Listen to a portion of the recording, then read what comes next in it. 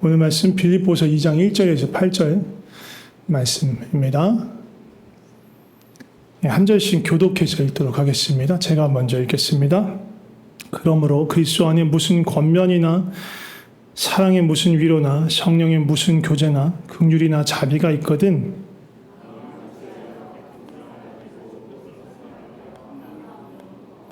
아무 일에든지 다툼이나 허영으로 하지 말고 오직 겸손한 마음으로 각각 자기보다 남을 낮게 여기고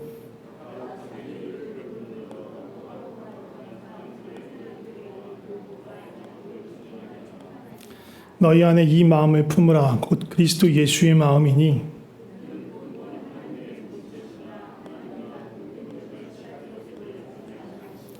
오히려 자기를 비워 종의 형체를 가지사 사람들과 같이 되셨고 사람의 모양으로 나타나사 자기를 낮추시고 죽기까지 복종하셨으니 곧 십자가에 죽으심이라. 아멘. 오늘은 십자가의 길, 겸손의 길이라는 제목으로 말씀을 나누도록 하겠습니다. 한 달 쉬었는데 육신적으로는 많이 쉬었어요. 아까도 말씀드렸지만 작년 하반기 우리 임직 준비하고 뭐 하는 그때부터 사실은 신경 쓸 일들이 거의 한 1년 정도를 쭉 가다 보니까 너무 사실은 이 스트레스가 많았는지 몸이 많이 망가졌어요. 그래서 지금도 사실은 전신 근육통은 아직 남아있긴 한데 머리도 아프고 잠도 잘 못 자고 소화도 계속 더부룩하고 체중도 계속 늘고 그런 상황이었는데 한 달 쉬면서 한 달씩이 조금 전부터 시작했는데 체중 조절을 하기 시작했고 그래서 3월 중순에 제가 100kg를 넘었었어요. 딱 살짝 100kg를 찍고 깜짝 놀라가지고 야, 이 몸이 이 정도로 망가져가고 있구나 깜짝 놀라서 식단 조절을 좀 해가지고 어저께 80kg대에 들어갔어요. 89점 땡땡. 한 달 반 정도 만에 10kg를 뺐어요. 10kg 빠졌어요. 그동안 하도 엉망진창으로 먹어서 먹는 것만 조금 바꿨는데 쭉쭉쭉쭉 빠지더라고요. 10kg가 빠졌어요. 목표 체중은 85예요. 조금 더 빠져야 돼요. 80kg대에 간신히 들어갔기 때문에 조금 더 빠져야 될 것 같고요. 아직도 근데 이 온몸에 근육통이 있는 것 중에 하나가 이렇게 대사증후 때문에 내장 지방이 생기면 그런 게 막 있대요. 근데 아직도 쌓여있는 놈이 많아가지고 아직도 계속 전신 근육통은 남아있어요. 그런 부분들도 이렇게 계속 건강 관리하면서 좀 관리해 나가려고 합니다. 기도해 주시면 좋을 것 같습니다.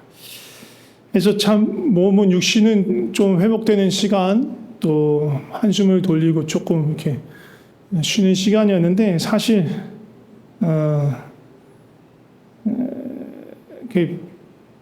편하게 쉬지만은 못하는 또 시간들이었어요. 그런 일들이 있었습니다.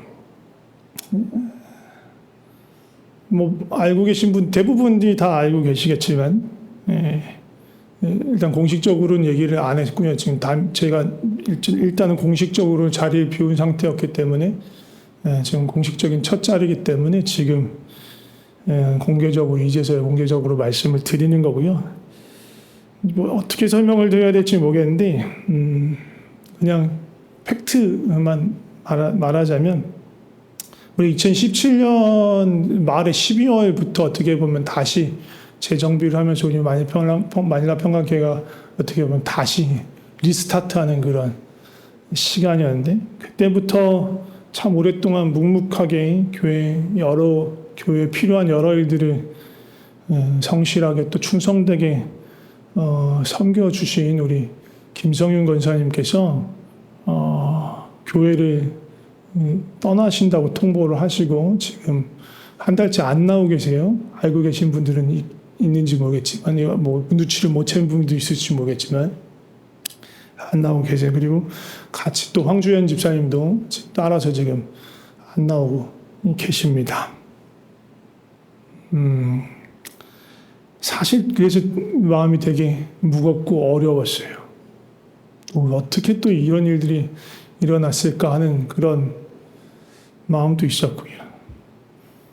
뭐 교회 왔다가 뭐 다른 교회 가시는 분들도 많고 안 나오게 되시는 분들도 많습니다. 뭐 잠깐 오셨다 가시는 분도 있고 오랫동안 함께 하셨지만 지리적인 배경이 바뀌어서 거주지가 바뀌어서 못 나오게 되고 다른 교회를 찾으시는 분들 계시고 한국으로 철수하시거나 다른 나라로 가시면서 불가피하게 교회를 옮기시는 분들은 많이 계셨습니다. 그동안 많이 계셨는데 그리고 그런 분들 떠날 때는 늘 본인이 특별히 막 이렇게 숨기지 않고 애매모호하게 말씀하시지 않는 경우에는 명확하게 가실 때 축복하고 같이 기도하고 그렇게 보낼 수 있었어요. 늘 그럴 수 있어서 감사했고요. 근데 이번에 김성윤 권사님이 떠나실 때는 그러한 이유로 떠난 것이 아니라서 너무너무 속상하고 많이 마음이 아팠어요. 힘들었어요. 그러면서 여러 가지 생각이 참 들었습니다. 처음에 들었던 생각 중에 하나는 부정적인 것들이었어요. 왜냐하면 안식월 기간이었잖아요. 딱 6년이라는 사역을 돌아보면서 또 성도님들이 재신임을 찬성하시고 그리고 이제 안식월을 갖는 시간이었는데 그 6년간의 사역에 대해서 고민하게 되는 거예요. 그렇게 사랑을 얘기하고 강조했지만 아무 소용이 없는 건가? 설교를 백날 해봐야 바뀌는 게 없는 건가? 이게 안식월 하고 있는데 도대체 뭘 잘했기에 지금 안식월 하고 평안하게 안식월 하고 있어야 되는가? 그런 숱한 생각이 들었어요.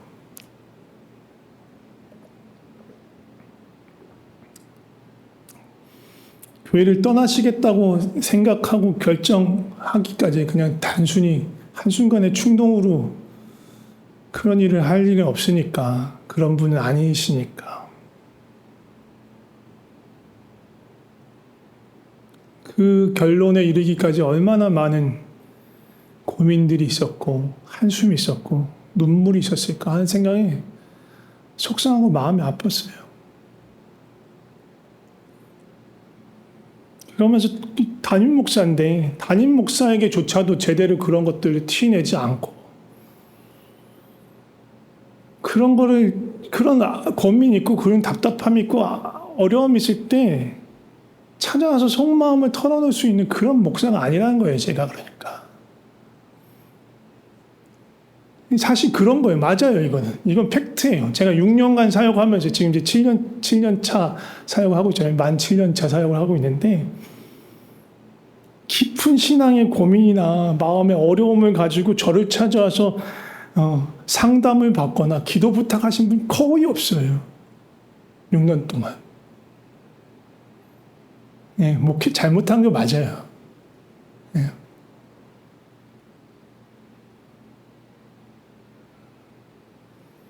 영적으로 제가 여러분들을 돌봐드릴 수 있다라는 어떤 신뢰를 주지 못한 게 맞는 거예요.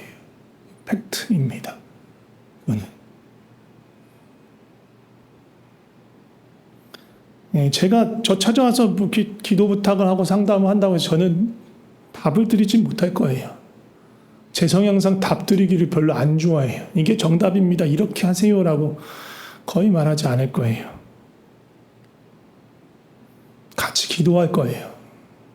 그게 제 방법입니다. 충분히 마음을 다해서 듣고 함께 기도할 거예요. 제가 답을 찾아드리지는 않을 거예요.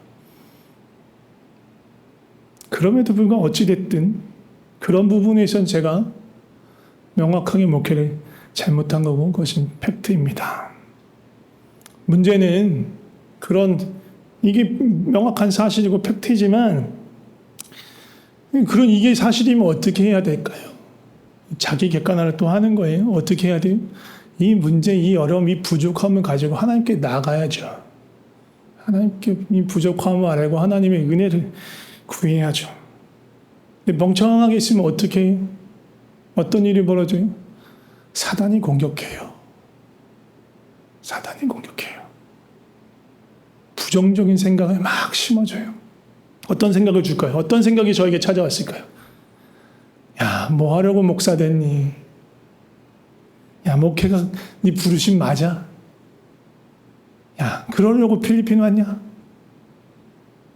그런 생각이 막 드는 거예요. 이런 부정적인 생각이 들면 어떻게? 수렁으로 빠지는 거예요. 나락으로 떨어지는 거예요. 게다가 집에 아무도 없어. 그럼 여기서 헤어나기 더 힘들어. 누가 있으면 그래도 뭔가 잠깐 딴 생각이라도 할 수 있는데 아무도 없어. 어떻게 또 하필 또 우리 아이가 아파가지고 한국에서 수술하러 가는 바람에 거의 한 3주 동안 집이 비었어요. 아무도 없는 거야. 한번 부정적인 생각이 들어가면 쉽게 나오기가 어려워요. 그래도 하나님께서 은혜를 베푸셔서 번쩍 정신을 번쩍 차리게 되었어요. 언제? 예배 가운데서 기도할 때, 예배 가운데서 하나님 어떤 분이신지 고백할 때, 기도하면서 아뢰일 때 하나님 번쩍 정신 차리게 해주셨어요. 야, 이 녀석아, 정신 차려. 지금 사단이 공격하고 있는데 그것도 모르고 헤매고 있으면 어떡해, 이 녀석아. 야, 이거 영적인 싸움이야. 혈과 육의 싸움 아니야. 그런 거 아니야. 정신 차려야 돼. 하나님께서 그렇게 저에게 정신 차리도록 하셨어요. 영적 전쟁이에요. 영적 전쟁이 뭐예요? 영적인 두 세력이 싸우는 게 영적 전쟁이에요. 이 두 세력이 뭐예요? 하나는 하나님 나라예요. 하나는요. 사단과 그 졸개들이 있는 그 집단이에요. 그 권세예요. 사단에 속한 악한 영들이 하나님의 나라에 대항해서 대적해서 감히 덤벼드는 게 영적 전쟁이에요. 사단은요, 감히 하나님을 직접 건드릴 수는 없죠. 좀 백패인데 하나님을 건들진 않아요. 대신 누굴 건들까요? 하나님의 백성, 우리. 안 그래도 그 전에 출신 성분이 뭐예요? 죄 가운데서 나서부터 죄 가운데 있었던 사람들이에요. 얼마나 연약해. 죄로 건들면 쉽게 넘어져요. 연약해져. 사단이 그래서 하나님 직접 건드리는 게 아니라 우리 하나님의 백성, 저와 여러분들을 건드는 거예요. 하나님의 백성들의 믿음을 빼앗고, 믿음을 완전히 뺏지 못한다면 믿음은 갖되 아무런 힘도 없는 무기력한 성도로 만들려고 하는 거예요. 소망도 없고 능력도 없고 아무것도 행하는 법 없이 그냥 식물인간처럼 있는 그런 성도로 만들려고 하는 거예요. 또 교회도 마찬가지예요. 분열되고 나눠지고 아무런 힘도 없이 못 쓰고 세상적인 생각과 세상적인 방법들이 판을 치는 그런 교회. 숫자가 불어나도 아무런 영적인 능력이 없어요. 그런 교회가 되게 만드는 거예요. 그게 사단의 전략이에요.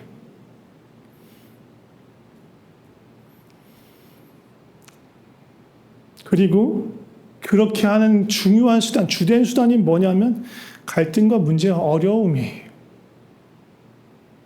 우리가 예수를 믿는 사람이고 우리가 그리스도의 몸된 교회 공동체예요. 그러면 이 안에 전혀 아무런 문제가 없을까요? 아니요, 문제가 있어요. 그게 일반적인 케이스예요. 우리가 살면서 아무런 문제를 만나지 않아요? 아니에요. 모든 문제가 우리 계속 찾아와요. 아까 우리가 찬양하기도 전에도 그렇게 고백하고 기도했던 거죠. 문제는 늘 우리 개인적인 삶에 찾아와요. 뿐만 아니라 우리 공동체 안에도 늘 갈등과 어려움과 분열의 요소들이 늘 있을 수밖에 없어요. 왜? 우리가 죄된 습성을 갖고 있는 사람들이기 때문에 그래요. 그런데 그런 어려움을 만났을 때 하나님은요, 그 어려움들을 통해서 오히려 하나님을 더 깊이 알고 하나님께 더 가깝게 이끌시려고 해요. 그게 하나님의 방법이고 하나님의 길. 하나님께서 그 모든 것이 다 소재가 되는 거예요. 우리의 어려움도 실수도 방황도 다 하나님께서 우리를 하나님께로 더 깊이 인도하는 그런 재료로 쓰실 수 있어요. 공동체 안에서도 마찬가지. 분열이나 다툼이나 또 어려움이나 깨어짐이나 다 그 모든 것조차도 하나님께서 하나님의 나라를 이루고 그 백성들을 훈련시키고 성장시키는 재료로 쓰실 수 있어요. 하나님이시니까. 그런데 동시에 똑같은 재료를 가지고 사단은요, 그 반대 일을 하려고 해요. 우리에 있는 내면의 어려움, 우리의 실수, 실패를 가지고 어떻게든 끌어당겨서 하나님께 가지 못하려고 하고, 분열과 다툼과 갈등을 부추겨서 와해되게 만들고, 더 죄가 번성하게 만들고, 더 세상적인 방법이 타고 들어오도록 교회 안에 그런 일들을 하려고 하는 게 사단의 전략이에요. 멍청하게 있으면, 넋놓고 있으면 사단에게 당하는 거예요. 그래서 가만히 생각해 보세요. 그럴 때 사단은 어떻게 우리의 연약함을, 우리의 문제를 공격해서 하나님으로부터 멀어지게 만들까? 사단의 전략이 무엇일까? 사단이 우리를 어떻게 공격하고 우리의 마음을 어떻게 흔들까? 기도하면서 하나님께 물었어요. 그 앞에서 곰곰이 기도하면서 생각했어요. 창세기 3장에 보면 최초의 범죄가 나와요. 하와가 뱀의 유혹을 받아서 선악을 알게 하는 나무의 과실을 먹고, 그리고 남편인 아담에게 권해서 아담도 먹습니다. 그리고 그때에 하나님께서 동산을 거니시며 아담을 찾습니다. 그리고 아담을 부르세요. 아담아, 네가 어디 있느냐? 아담이 뭐라고 답합니까? 내가 동산에서 하나님의 소리를 들었는데 놀라서 숨었다는 거예요. 무서워서 숨었다는 거예요. 벗었으므로 두려워하여 숨었나이다. 하나님 깜짝 놀라요. 내가 나를 왜 두려워하지? 왜 벗었다는 걸 두려움으로 여기지? 다시 묻습니다. 누가 너의 벗었음을 내게 알렸느냐? 내가 네게 먹지 말라고 한 그 나무 열매를 먹었느냐?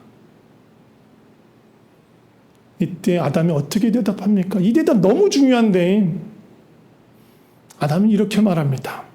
하나님께서 주셔서 나와 함께 하게 하신 그 여자, 그가 그 나무 열매를 내가 주어서 내가 먹었습니다. 아담은 자기 죄를 인정하지 않아요. 하나님, 너무너무 잘못했습니다. 하나님 앞에 범죄했습니다. 나를 긍휼히 여겨주셔서, 나를 불쌍히 여겨주셔서, 그렇게 하나님께 구했더라면 성경책이 완전히 달라졌을 수 있어요. 그렇게 하지 않았어요. 하나님이 주신 저 여자, 저 여자 탓을 하지만 궁극적으로 하나님 탓을 하는 거예요. 그것 때문에 내가 열매를 먹었습니다. 내 잘못 아닙니다. 자기 죄를 인정하지 않고 다른 사람에게 화살을 돌리는 거예요. 하와에게도 묻습니다. 뭐라고 대답합니까? 하와, 뱀이 나를 꿰어서 내가 먹었습니다. 내 잘못 아닙니다. 아무도 주님 앞에 내가 주님께 범죄했습니다. 나를 불쌍히 여기시고 나를 용서해 주세요 라고 얘기하지 않아요. 비난하고 책임 전가하고 누군가의 탓으로 계속 돌리려고 하면 이게 죄의 근원적인 성향 중에 하나예요. 자꾸 누군가의 탓으로 돌려요. 누군가의 책임으로 돌리려고 해요. 이런 습성이 죄된 공동체 안에서 발전되면 죄의 메커니즘이 생겨요. 그게 뭐냐면 희생양 만들기예요. 이거 제 생각이 아니고 르네지라를 하는 사람 생각이에요. 철학자예요. 원래는 예수님을 안 믿던 사람이에요. 근데 이 사람이 이 희생양 이론을 발전시키면서 연구하면서 고대의 신화나 여러 가지 문서를 가지고 그거에 대해서 정말 오래전부터 인류 안에 이런 악한 습성이 있었다는 걸 밝히면서 여러 자료를 사용했는데 막 신화들도 사용하고 그러면서 자료 중에 하나로 성경을 선택한 거예요. 그래서 성경 안에서 그런 희생양으로 나타나는 것들을 보고 연구하다가 이 사람이 예수님을 믿게 됐어요. 그런데 정말로 그 희생양 이론이 너무너무나 이 성경에 완전히 맞아떨어지고 성경에서 나타나는 그 죄와 죄된 어떤 죄의 본성과 본질과 연결되는구나를 그 사람이 알게 된 거예요. 그게 뭐냐 하면 우리 안에 어떤 조직 안에 어떤 공동체 안에 갈등과 불안과 그게 없을 수 없지. 그런 것들이 점점 쌓이다 보면 그걸 집중해서 폭발시킬 누군가를 선택한다는 거예요. 그 공동체 안에서 누군가를 선택해요. 비난을 하건 책임을 묻건 어떤 방법으로든 그렇게 하는 거예요. 그게 죄된 습성이에요. 인간 사회에 있는 교회건 뭐건 모든 집단 안에 다 나타나 있는 습성이에요. 계속 누군가를 탓하고 누군가에게 책임을 주려고 너 탓이야. 너 왜 이렇게 했어? 막 그러려고 하는 것들이 만연한 거예요. 인간의 죄된 습성. 그래서 바울도 여러 차례 경고를 해요. 야, 수근수근 거리지 마. 수근수근 거리는 게 무슨 이렇게 예배 시간 저기서 이렇게 잡담하고 떠들고 뭐 그런 거가 수근수근한 게 아니에요. 쉬운 말로 말하면 우리 요새 말로 하면 뒷담화예요. 본인이 없는 자리, 본인이 없는 자리에서 제3자에 대해서 비방하고 헐뜯는 것, 그게 수근수근하는 거예요. 그 수근수근함이 결국은 희생양을 만들어요. 왜냐하면 그렇게 얘기를 하다 보면 결국은 누군가 한 대상에게 집중될 수밖에 없거든요. 이래저래 했으니 이렇고 저렇고 했으니 결국 그 사람이 잘못한 거야. 그 사람이 부족해서 이 일들이 생긴 거야. 그러면 나한테는 책임이 면피가 되니까. 떠난 그 사람이 부족하고 연약해서 그런 거야. 아니면 목사가 똑바로 제대로 못해서 그런 거야. 아니면 누군가가 거칠게 말해서 그런 언행들이 그렇게 된 거야. 계속 공격할 누군가를 찾아요. 그러다가 한두 사람이 그게 비슷한 마음으로 그 얘기들이 오가면 집중되기 시작하는 거예요. 문제의 원인을 찾는 것처럼 보이지만 사실은 책임을 전가하고 자기의 책임을 면할 누군가의 대상을 찾는 거예요. 그게 우리의 죄된 습성이고 이것이 사단의 방법이고 죄의 메커니즘이에요. 예수님에게 성령의 길은 이 반대의 길이에요. 아까도 말했지만 르네 지라르가 연구하면서 이 희생양 메커니즘을 역전시킨 분이 있는데 그게 누구시냐? 바로 예수님이에요. 다 모든 죄, 악에 물들어있는 죄의 메커니즘, 누군가를 희생양으로 만들려고 하는데 예수님은 스스로 희생양이 되시려 오신 거예요. 그게 전복되는 거예요. 뒤집어지는 거예요. 아무도 만들려고 하지 않았지만 스스로가 희생양이 되어서 모든 죄를, 모든 비난을, 모든 수치를 자신이 감당하고 죽음의 십자가의 길을 가는 거예요. 그게 예수님의 길이에요. 그게 성령님이 우리를 이끄시는 십자가의 길이에요. 우리도 그 길을 가야 되는 거예요. 이 반대의 길. 비난을 나에게 쏟아라. 책임 나한테 물어라. 내가 잘못했다. 다 모두 내 잘못이다.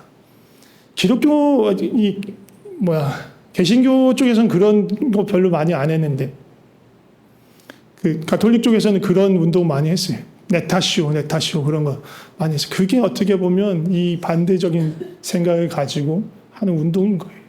내 잘못입니다. 내 책임입니다.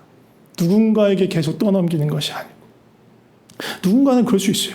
내가 왜 그렇게 희생양이 돼야 돼? 내가 무슨 잘못을 했다고? 아니 내가 좀 부족했을 수 있겠지만 내가 전적으로 책임이 그런 일은 아니잖아. 그렇게 생각할 수 있어요. 잘 생각해 보세요. 그렇게 따지면 예수님 왜 돌아가셨어요? 예수님 무슨 잘못했는데? 예수님 비난받을 만한 무슨 일을 했는데? 아무 일도 하지 않았어요. 그런데 수치를 감당하시고 모든 비난을 받고 모든 죄를 뒤집어쓰고 죽임을 당하실 거예요. 그게 예수님이 가신 길이고 우리를 부르시는 십자가의 길이에요. 나 아닌 다른 사람의 죄를 내가 오히려 짊어지는 거예요. 사단은 반대로 우리 계속 충동질해요. 야, 네가 책임을 원한다면 다른 사람을 뒤집어 쓰여야 돼. 다른 사람에게 다 덤태기 쉬워. 그게 편한 방법이에요. 세상의 길이고 죄의 길이에요. 주님은 반대로 성령 앞에서 그리스도의 빛 가운데서 십자가 아래서 자신의 죄를 들여다보게 해요. 그 주님의 거룩한 그 빛 가운데 있을 때 우리는 우리의 실체를 보게 되는 거예요. 그리고 그 아래서 우리는 겸손하게 돼요. 겸손은요, 겸손해야지. 이제부터 섬기는 사람이 돼야지. 한다고 겸손해지는 게 아니에요. 성경에서 말하는 겸손, 예수님이 가르쳐 주시는 겸손은 그런 겸손이 아니에요. 이런 겸손은 어떤 마음이 드는지 알아요? 내가 오늘 좀 한번 겸손해졌어? 내가 오늘 한번 섬겨줬어? 겸손마저도 자랑으로 만드는 겸손이 가짜 겸손이에요. 참된 겸손은요, 주님이 우리를 낮추시는 거예요. 아니, 낮아 있고 볼품없는 나를 발견하게 하시는 거예요. 원래 낮아요. 원래 볼품 없어요. 그게 우리 본질이에요. 먼지고 티끌이에요. 그게 우리 본질이에요. 그 본질을 깨닫게 하시는 것이 주님의 은혜고 그 주님의 은혜 아래 있을 때 겸손해지는 거예요. 마음이 가난해지는 거예요. 겸손해야지. 섬겨야지. 그래놓고 마음속으로 막 대접받고 싶고 인정받지 못하면 서운해하고 다른 사람들이 나보다 막 겸손하지 않은 거 보면 겸손하지 않은 걸 갖고 꼬투리 잡으려고 하고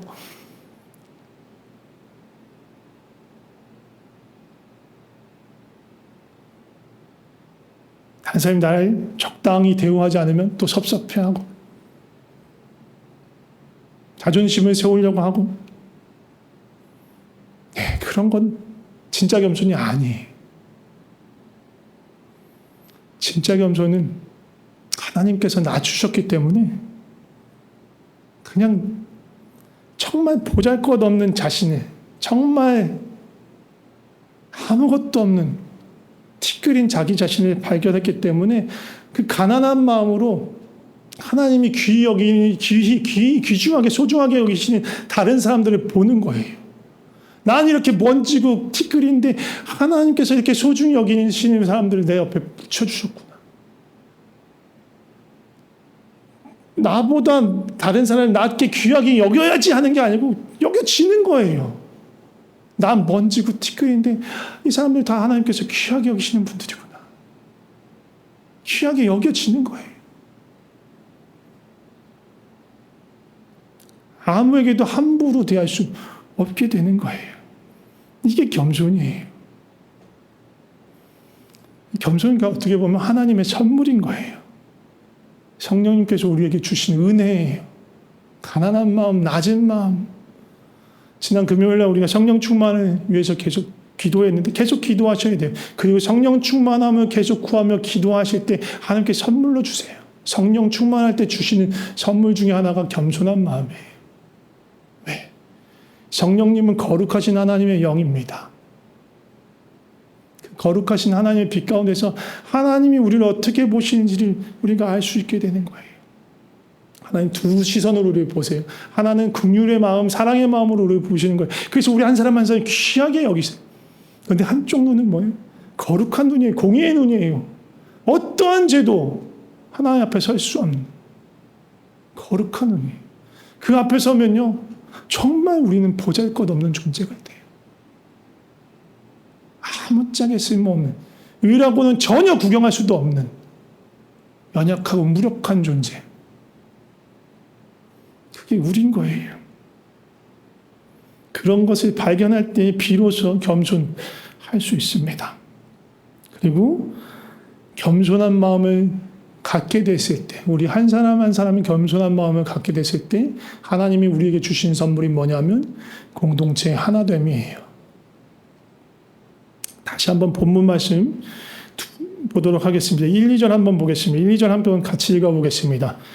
그러므로 그리스도 안에 무슨 권면이나 무슨 사랑의 무슨 위로나 성령의 무슨 교제나 긍휼이나 자비가 있거든 마음을 같이하여 같은 사랑을 가지고 뜻을 합하여 한 마음을 품어라.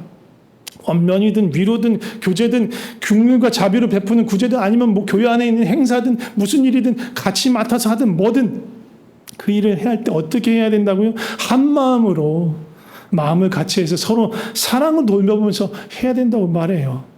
그러려면 어떻게 해야 되느냐? 3절 4절도 읽겠습니다. 다시 읽겠습니다. 아무 일에든지 다툼이나 허영으로 하지 말고 오직 겸손한 마음으로 각각 자기보다 남을 낮게 여기고 각각 자기 일을 돌볼 뿐더러 또한 각각 다른 사람들의 일을 돌보아 나의 기쁨을 충만하게 하라. 다툼이나 경쟁으로 하는 게 아니에요. 내가 잘나니 네가 잘나니 내가 더 잘하니 네가 못하니 야 니는 그거밖에 못하니 야 이렇게 해야지 이렇게 하는 게 똑바로 하는 거야 라고 왈가불가 하는 게 아니에요. 내가 보기에는 저 사람이 하는 일이 답답해 보일 수도 있고 부족해 보일 수도 있어요. 그런데 그게 중요한 게 아니라는 거예요. 교회의 일은 성도가 함께 모여서 공동체를 이루는 일은요. 효율과 효과와 가성비 그런 거 따지는 게 아니에요. 우리 그러려고 모이지 않아요. 우리 모든 사역의 결과도 지표도 마찬가지예요. 그것을 지향하지 않아요. 잘 못할 수 있어요. 부족할 수 있어요. 그게 중요한 거예요. 또 허영으로 하지 말래. 허영이 뭐예요? 과시하려는 거예요. 자기 자랑으로 꾸미려고 하는 거예요. 야, 내가 이만큼 해냈어. 나 이렇게 잘했어. 그렇게 하나님의 일을 하는 거 아니다. 라고 말하는 거예요. 그래서 뭐래요? 오직 겸손한 마음으로 행해야 한다. 겸손한 마음이 있을 때 지체를 나 자신보다 더 귀하게 귀중하게 소중하게 여길 수 있고 다른 사람을 살필 수 있고 돌볼 수 있다라고 말해요. 근데 이 겸손한 마음 어떻게 갔습니까? 5절을 보겠습니다. 같이 읽을까요? 너희 안에 이 마음을 품으라 곧 그리스도 예수의 마음이다. 예, 예수님의 마음을 품을 때 겸손한 마음을 품게 되는 거예요. 이 예수님의 마음이 무엇입니까? 예수님의 길이 무엇입니까? 6절부터 읽어보겠습니다.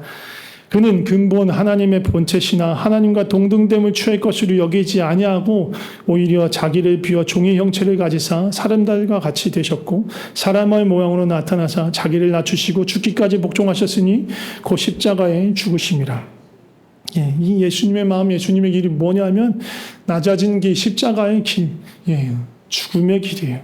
책임과 비난과 수치와 모든 죄를 뒤집어 쓰고 죽음으로 나아가는 십자가의 길이 예수님의 길이에요.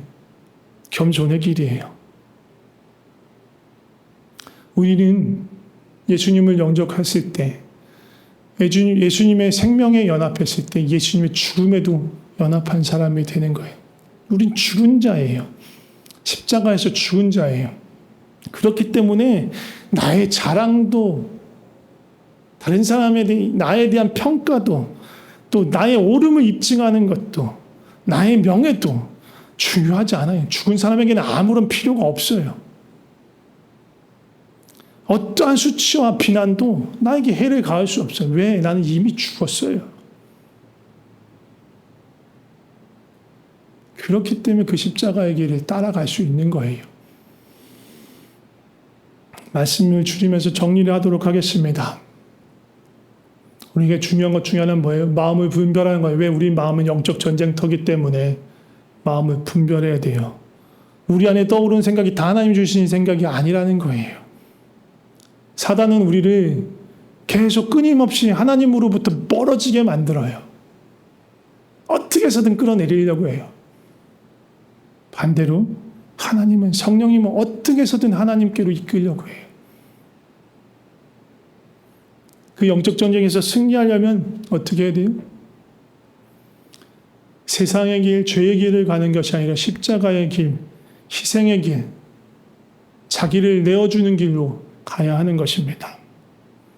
거룩한 빛 가운데서 자신을 돌아보면서 누군가를 탓하고 누군가에게 책임을 떠넘기는 것이 아니라 죄와 수치와 비난을 끌어안고 죽으신 그 십자가에 죽으신 주님을 바라보며 나도 그 길을 걸어가는 것입니다. 그리고 그렇게 할 때 하나님께서 우리에게 겸손의 마음을 허락해 주시는 거예요. 그리고 그 겸손한 마음이 우리 한 사람 한 사람에게 있을 때에 우리가 비로소 온전한 공동체를 이루어갈 수 있습니다. 함께 기도하면 좋겠습니다.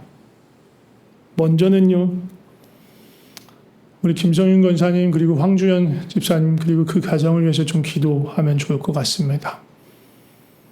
축복하면서 기도하고 싶습니다. 그 마음에 얼마나 큰 어려움과 아픔과 괴로움이 있었겠습니까? 하나님의 위로가 임하도록, 또 하나님의 평안과 회복이 임할 수 있도록, 그리고 어떻게든 예배의 자리로 하나님 앞으로 나와서 하나님 앞에 머물 수 있도록 기도했으면 좋겠습니다. 물론 우리가 다시 리유니온할 수 있으면 너무너무 좋고 감사한 일입니다. 근데 그거 다 하나님의 손에 하나님의 뜻에 달린 일입니다.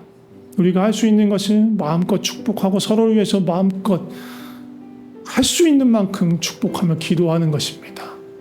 그래야 우리가 나중에 동네 지나가다 만나더라도 기쁜 마음으로 서로 만날 수 있어요. 함께 축복하면서 기도합시다. 하나님,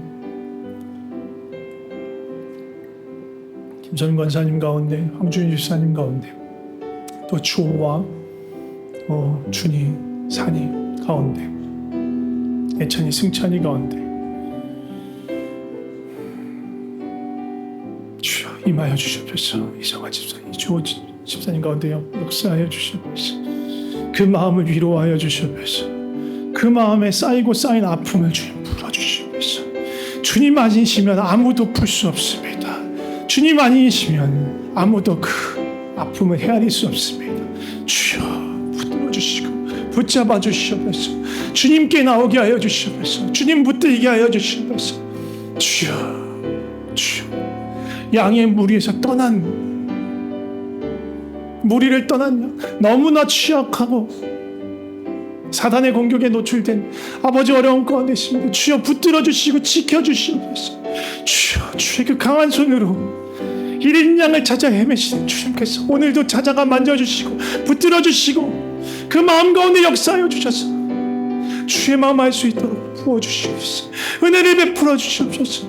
주의 한없는 은혜를 베풀어 주시옵소서. 주여 붙들어 주시옵소서. 주여 붙들어 주시옵소서. 주여 함께하여 주시옵소서.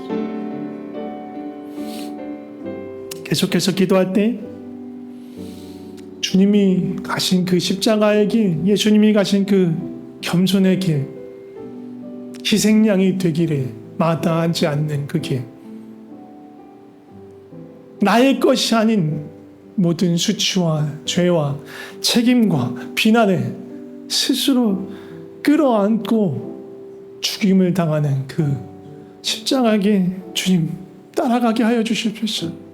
누군가를 비난하고 누군가에게 책임을 돌리는 일을 멈추고 주님의 빛 가운데서 나를 보고 주님 우리가 새롭게 되게 하여 주시옵소서. 그렇게 함께 기도하도록 하겠습니다. 같이 기도하겠습니다. 주께서 우리를 십자가의 길로 부르셨습니다. 아무든지 누구든지 주님 따라오려면 자기 십자가를 지고 주님 가신 그 길 따라오라고 하셨습니다. 주님께서 우리를 부르셨습니다. 그 길로 부르셨습니다. 세상 사람 어느 누구도 가지 않으려는 길, 세상의 길과는 반대되는 길, 다른 누군가에게서 죄를 찾고 책임을 찾는 것이 주님 내 잘못입니다. 내가 잘못했습니다. 나의 연약함 때문입니다. 주여 나를 불쌍히 여겨주시옵소서. 주여 나를 도와주시옵소서. 주님께 매달리는 그 길, 주여 그 길 가게 하여 주시옵소서. 그 길 가게 하여 주시옵소서. 주여 들어주시옵소서. 주여 붙어주시옵소서. 마지막으로 우리 평강 공동체를 위해서 기도했으면 좋겠습니다. 주님의 은혜 안에서 주님께서 낮추시는 그 겸손의 마음을 품고 서로를 귀하게 여기는 공동체 되게 하여 주시옵소서. 서로를 돌보는, 서로를 사랑으로 돌보는 공동체 되게 하여 주시옵소서. 효율과 효과와 가성비와 그런 거 따지는 거 아니고 사랑으로 용납하고 용서하고 용서를 구할 수 있는 그런 사랑의 공동체 되게 해달라고 같이 기도했으면 좋겠습니다. 같이 기도하겠습니다. 주여, 주여, 우리를 불쌍히 여겨주시옵소서. 우리를 불쌍히 여겨주시옵소서. 주여, 주여, 우리를 낮추시고 가난하게 하시고 주의 마음 없으면 살 수 없는 자가 되어서 주님의 눈으로 우리 자신을 보고 또 지체들을 바라보면서 주님의 겸손케 하심으로 주님의 마음을 품고 서로를 사랑하고 서로를 돌보고 서로를 용납하고 용서하고 함께 갈 수 있는 그런 공동체 되게 하여 주시옵소서. 그런 사랑의 공동체 되게 하여 주시옵소서. 우리 안에 악한 습성들이 있습니다. 죄된 습성들이 있습니다. 주님 인정합니다. 주여, 그것으로부터 자유케 하여 주시옵소서. 죄를 끊어내게 하여 주시옵소서. 주여, 역사하여 주시옵소서. 기도하겠습니다. 하나님 아버지 감사합니다. 예수님 감사합니다.